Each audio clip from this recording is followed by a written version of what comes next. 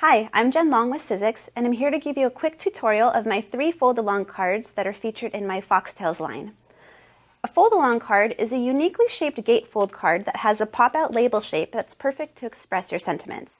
These ones are fun because they're in unique shapes, like an owl, a fox, and this botanical version. So you'll notice that this is a pretty extended card base, and we have a really fun technique for getting a card base so long at a really low price point. You'll be surprised to see that this is actually the thinlit die that creates this card. I like to say that you get twice of the card for half of the die.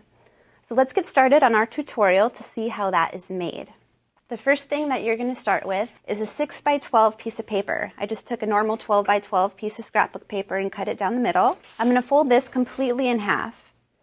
And I am going to use a bone folder just to make sure that my crease is perfectly straight. Now I'm going to take my die, and I am using a magnetic platform with this today just to be sure that everything stays in place when I roll it through the machine. So I'm going to take my piece of paper and I'm going to line up the fold facing the top of my platform. And I'm going to place my die just a hair over the fold, and that will make sure that everything cuts through and comes out perfectly in the end. So this is how it should look when you roll it through your platform. So let's put that in there and get started. Now this is the really cool part when you take away your excess paper and you remove your card base, you unfold it to reveal your extended card base. How cool is that? So now there's score lines that have been indicated on the die. It's really simple to just match up your edges and literally fold along the score lines to create your extended card base. So at this point, most people ask me, why is there a gaping hole in the middle of my card? Well, that hole is there to be able to insert your label shape.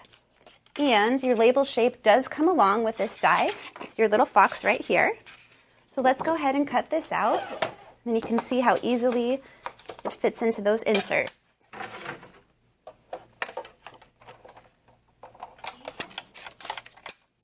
Here's our little fox. And we'll go ahead and insert that right into the allotted slots. So now you're all ready to put your sentiments or decorations on your label shape. But also, this fox die comes with lots of thinlit pieces so you can dress up and accessorize your fox. So you can make a face mask, you can have eyes and nose, and even a cute little tail. So it really is a great value to build up your card. So even though the owl is a completely different shape, it's made using the same technique as we made our fox with. You're going to take a 6x12 piece of paper, fold it in half, lay your die just over the edge, and roll it through the machine. The owl also comes with a variety of different thinlit dies to help dress it up and embellish it. As you can see here, we can make cute little eyes, you can add wings, you can add a little headpiece and a beak. Another really great fun value to put together. So as we move on to our third card, the botanical card, this one has a little bit of an extra feature to it.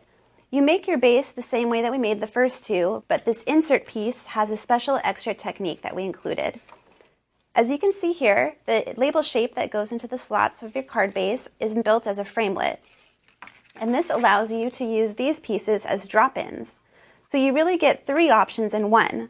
You can have a plain base, or you can insert a flower drop-in, or you can insert feather and arrow drop-ins. I'm going to do a quick tutorial to show you how that's done. It's super easy. So again, this is a great option to use your magnetic platform just so everything keeps in place. How fun is it to do that? Our first option with arrows and feathers, and that's just going to drop right in there. My platform is going to keep it right in place. So I'm going to roll it through my machine, but I'm not quite done yet. I'm going to take it off, and I'm just going to move my drop in and flip it around and insert it on the other side so I can get both sides. Again, my magnetic platform is holding everything in place for me. And we'll go ahead and roll that through.